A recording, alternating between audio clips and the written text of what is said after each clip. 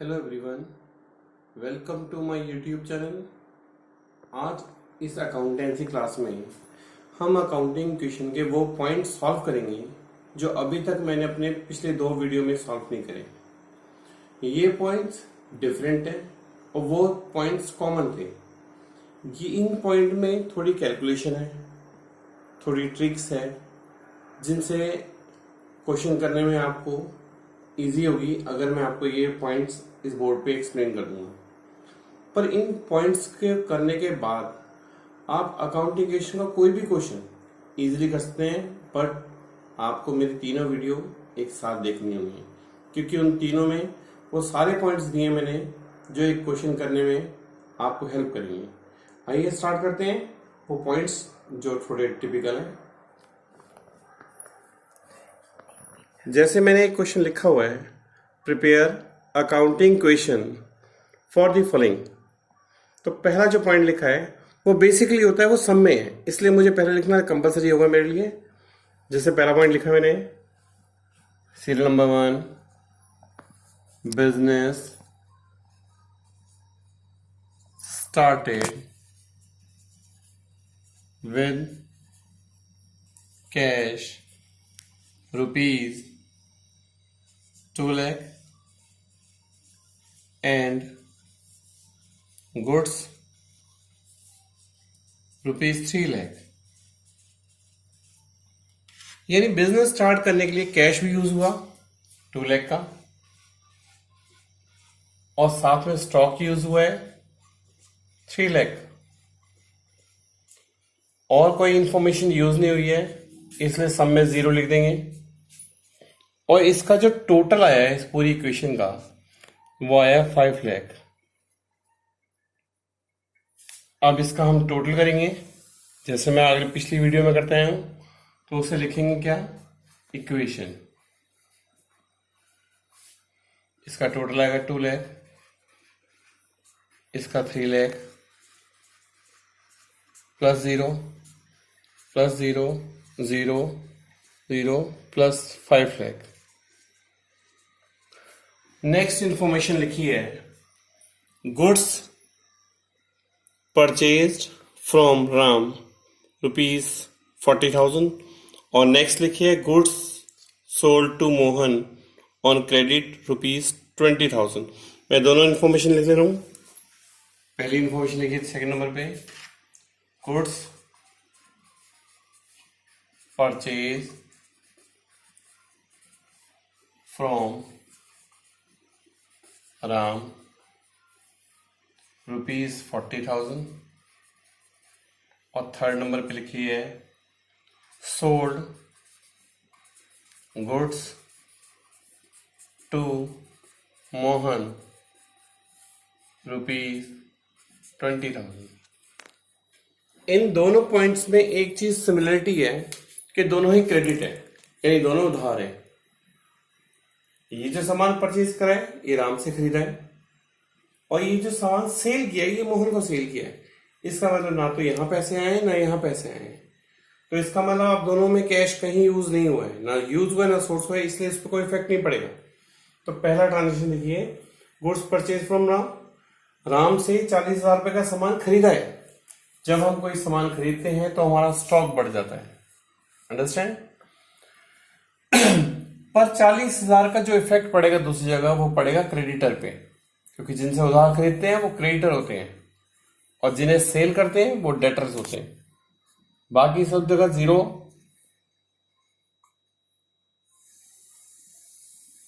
इसका टोटल आएगा 2 lakh plus 3,40,000 plus 0 plus 0 40,000 plus 0 plus 5 lakh। Next information लिख दें, goods sold to Mohan. Mohan को अब सामान सेल किया है तो हमारे पास से जो स्टॉक है वो गया हुआ, तो हम स्टॉक में से 20,000 माइनस कर देंगे। पर जिन्हें हमने सेल किया है उनने पैसे दिए नहीं है, तो ये ट्रांजैक्शन जो बढ़ेगा वो किस में बढ़ेगा, डेटर्स में। बाकी सब में जैसे हम लोग कोई इंफॉर्मेशन ना हो तो उसे 0 लिख देते हैं, क्योंकि इस पर कोई इफेक्ट नहीं पड़ा है। इसका टोटल आएगा 2 लाख, और ये माइनस होके इसमें से बचेगा 3,20,000। ये 20,000 plus 0 is equal to 40,000 plus 0 plus 5 lakh. आप देख लीजिए दोनों साइड का टोटल इक्वल होना चाहिए, इक्वल के इस साइड का भी इक्वल होना चाहिए, उधर भी इक्वल होना चाहिए। थर्ड ट्रांजेक्शन है, और दोनों ट्रांजेक्शन लिखना आपको पक्का वही है, new equation, new equation. Fourth point लिखा है, यही पॉइंट ऐसा है जो टिपिकल भी है क्योंकि इसमें कैलकुलेशन है। Goods costing ₹48,000 sold at a profit of 33 1/3%, 3/4 payment receive in cash. अब मैंने जो सामान सेल किया है वो कितना है, 48,000। तो मैं स्टेटमेंट नोट कर ले रहा हूं। फोर्थ स्टेटमेंट है ये, goods costing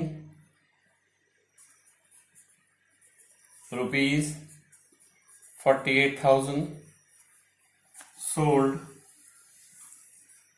at a profit 33 1/3%, 3/4 ऐसे भी लिख सकते हैं, 3/4 पेमेंट रिसीव इन कैश। अगर मैं 48,000 का सामान सेल करूंगा तो मेरे पास से 48,000 का स्टॉक कम हो जाएगा। इस 48,000 को सामान को सेल करने में कितना प्रॉफिट हुआ, 33। हम यहां कैलकुलेट कर लेते हैं, 48,000 का 33/100 कर लेंगे, क्योंकि ये कैलकुलेशन आपसे नहीं होगी तो मैं आपको बता दे रहा हूं सिंपल ढंग। 33 1/3% नहीं, 100/3 अपॉन 100 है, 1 0 से 2 0 2 0 कट जाएंगे और 3 से 1 कट जाएगा। इसकी 100 सेंट होगी तो 16,000 आया। तो 16,000 क्या आ गया, प्रॉफिट। यानी 48,000 का 33 1/3% करेंगे तो 16,000 आएगा। यानी 16,000 महंगा सामान बिका है, तो 16,000 जुड़ेंगे किसमें। अगर 48,000 रुपए का सामान 16,000 प्रॉफिट में बिके, इट मीन्स 48,000 ये है और 16,000 प्रॉफिट लेना है। तो टोटल जोड़ के कितने पे लेने उससे, 48,000 प्लस 16,000, वो हो गए टोटल 64,000। 64। अब 64 में कितना रुपए मिलने को तैयार हो गया हमें, 3/4। तो 34 किसका, 64,000 का कितना आएगा, 48,000। यानी इतना हमें कैश मिल जाएगा। तो कैश किस में जोड़ देंगे, 48 कैश में। 64,000 में 48,000 मिल गया तो कितना नहीं मिला, 16,000 रुपये। वो किस में आ जाएगा, डेटर्स में। बाकी सब में कोई इंफॉर्मेशन नहीं बढ़ेगी, सब में 0 आएगा। तो इसका टोटल हो जाएगा 2,48,000। इसमें 48 कम हो जाएंगे,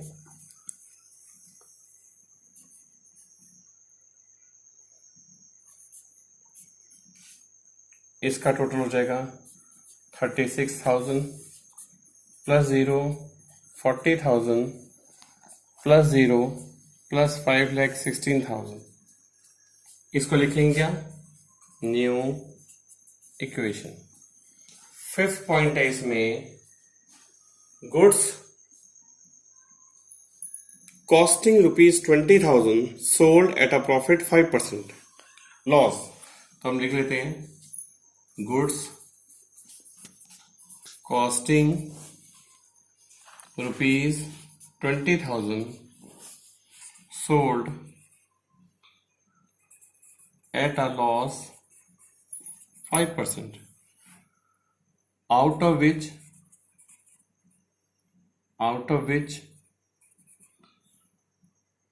₹12,000 रिसीव्ड। अगर हम 20,000 रुपए का सामान सेल कर रहे हैं तो 20,000 रुपए का सामान सेल करने का मतलब है स्टॉक कम हो गया 20,000 रुपए का, पर इस पे 5% का लॉस हुआ है। तो 20,000 का अगर 5% करेंगे तो 1,000 आएगा, क्योंकि लॉस हुआ है इसलिए कैपिटल में से 1,000 माइनस हो जाएगा। अब 20,000 रुपए का सामान अगर 1,000 नुकसान में बिके तो 19,000 बिका। 19 में कितने रुपए देने को तैयार हो गया वो हमें? 12,000। वो हमारा कैश बढ़ गया, पर अभी भी हमें उससे कितने लेने हैं? 7,000 लेने हैं। 19 में से 12 ही तो दिए हैं, बाकी 7,000 रह गए। तो वो किस में जुड़ जाएंगे? डेटर्स में। इन्हें जोड़ के आएगा 2,60,000। 20,000 माइनस हो जाएंगे इसमें से। 2,52,000 प्लस 7,000 प्लस हो जाएंगे इसमें। 43,000 प्लस 0, 40,000 प्लस 0, और प्लस के इसमें से 1,000 कम हो जाएंगे। 151,000। ये भी नई इक्वेशन हो गई। नेक्स्ट पॉइंट लिखा है पेड रेंट ₹10,000। 6 पॉइंट है पेड रेंट ₹10,000। अगर 10,000 रुपये हम किराया देंगे तो कैश कम हो जाएगा। मैंने अपने पहले वीडियो में बताया था कि अगर एक्सपेंसेस हो तो माइनस हो जाते हैं किसमें से? कैपिटल में से, क्योंकि ये रेंट देना हमारे लिए एक्सपेंसेस है। तो कैश में से तो कम होंगे, कैश में से तो कम होंगे, साथ में किस में से कम हो जाएंगे? कैपिटल में से। बाकी इसका किसी पे कोई इफेक्ट नहीं पड़ेगा। 0 0 0 0। अब ये माइनस हो क्या आया? 2,50,000 plus 2,52,000 plus 43,000 plus 0, 40,000 plus 0 plus 10,000। अगर इसमें माइनस हो जाएगा तो 5,05,000 हो जाएगा। नेक्स्ट पॉइंट देखिए, लिखा रेंट आउटस्टैंडिंग है। 7th पॉइंट है न्यू इक्वेशन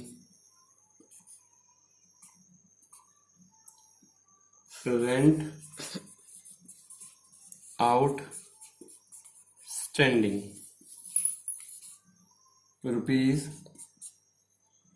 ₹15,000।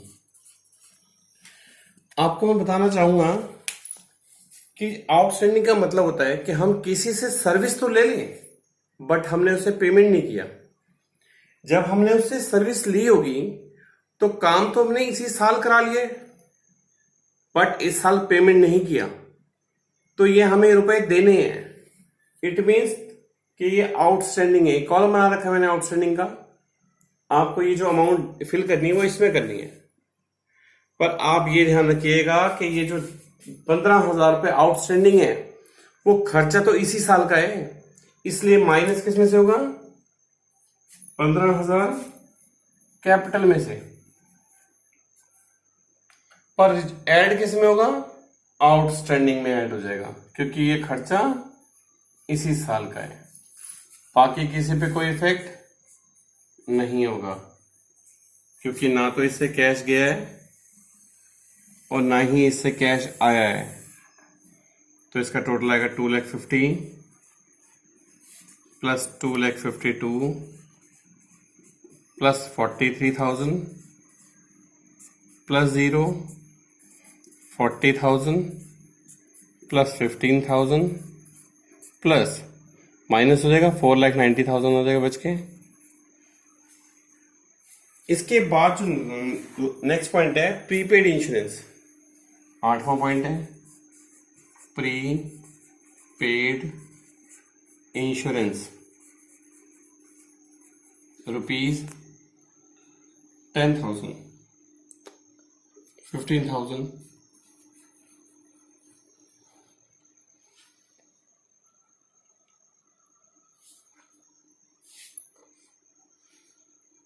तो प्रीपेड इंश्योरेंस ₹15,000 जो है वो मैंने एडवांस पे कर दिया। प्रीपेड का मतलब क्या होता है? सर्विस रिसीव ना हुई हो बट हम एडवांस दे चुके हो। प्रीपेड जैसे हम फोन रिचार्ज कराते हैं, पहले प्रीपेड दे देते हैं, कैश तो जाता है, बिल्कुल ठीक है, पर वो खर्चा इस साल का है नहीं, क्योंकि हमने अगले साल का पैसा इस साल दे दिया है। तो जो खर्चा है इस साल का है ही नहीं, अगले साल का है, इसलिए वो कैपिटल में से माइनस नहीं होगा, तो वो सिंपली माइनस होगा, कैश में से माइनस होगा, क्योंकि 15,000 पे करें। और एक कॉलम बनाया हुआ है मैंने प्रीपेड का, देखिए इसमें प्लस हो जाएगा, बाकी किसी पे इफेक्ट नहीं पड़ेगा इसका।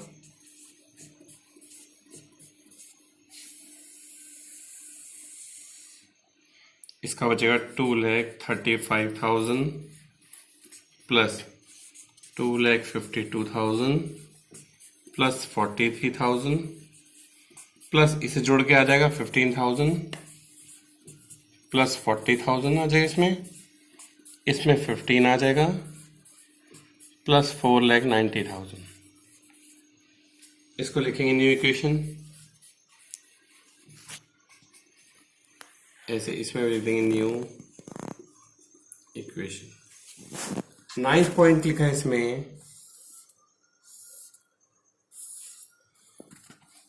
Goods destroy by fire. Goods destroyed by fire।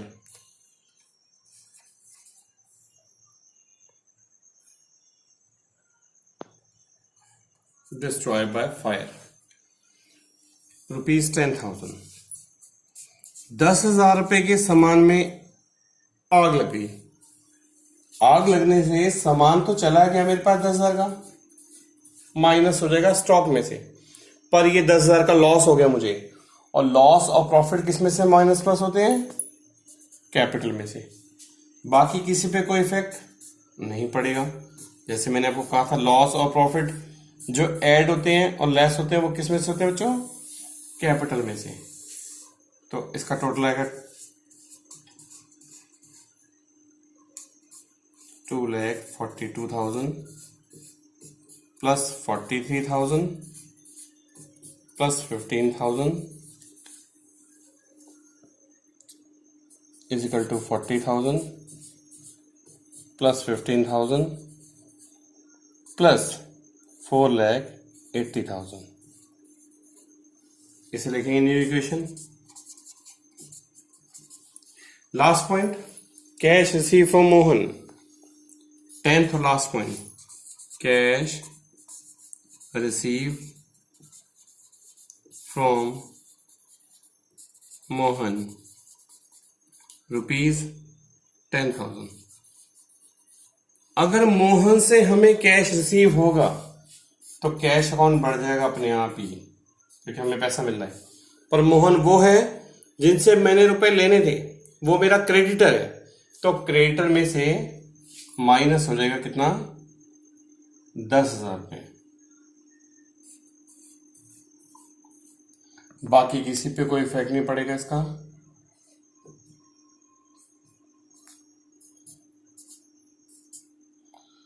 और इसका टोटल कर देंगे, इसका टोटल आएगा 2,45,000 plus 2,42,000 plus 43,000 plus 15,000 is equal to 30,000 plus 15,000 plus 4,80,000। और ये जो इक्वेशन है कौन सी होगी? Final equation. मैं आपको एक बार फिर से एक्सप्लेन करना चाहता हूं कि आपको जो ये मैंने कहा है कि आउटस्टैंडिंग जो होता है वो इस साल का खर्चा होता है और प्रीपेड अगले साल का होता है। जो आउटस्टैंडिंग है वो इस साल का है इसलिए कैपिटल में से माइनस हुआ, और प्रीपेड अगले साल का है इसलिए कैपिटल में से माइनस नहीं होगा। आउटस्टैंडिंग खर्चा तो करा लिया है पर पेमेंट नहीं करा, इसलिए आउटस्टैंडिंग कॉलम में आ गया। प्रीपेड हमने पहले एडवांस दे दिया है तो कैश में से कम हो जाएगा और प्रीपेड वाले कॉलम में आ जाएगा। अगर ये सारे पॉइंट आपको क्लियर हो गए हों तो आप इस वीडियो की हेल्प से और अपनी पिछली 2 वीडियो की हेल्प से अकाउंटिंग क्वेश्चन के कोई भी क्वेश्चन कर सकते हैं। अगर आपको क्वेश्चन करते समय कोई प्रॉब्लम आ रही हो तो आप मेरे चैनल में नीचे कमेंट्स में आप वो क्वेरीज लिख के मुझे भेजेंगे और मैं आपको सॉल्व करके भेजूंगा। अगर आपको मेरा वीडियो पसंद आया हो तो प्लीज मेरे चैनल को लाइक करिए, सब्सक्राइब करिए और कमेंट्स करिए, और जो प्रेस बेल आइकन है वो दबाइए। Thank you, have a nice day.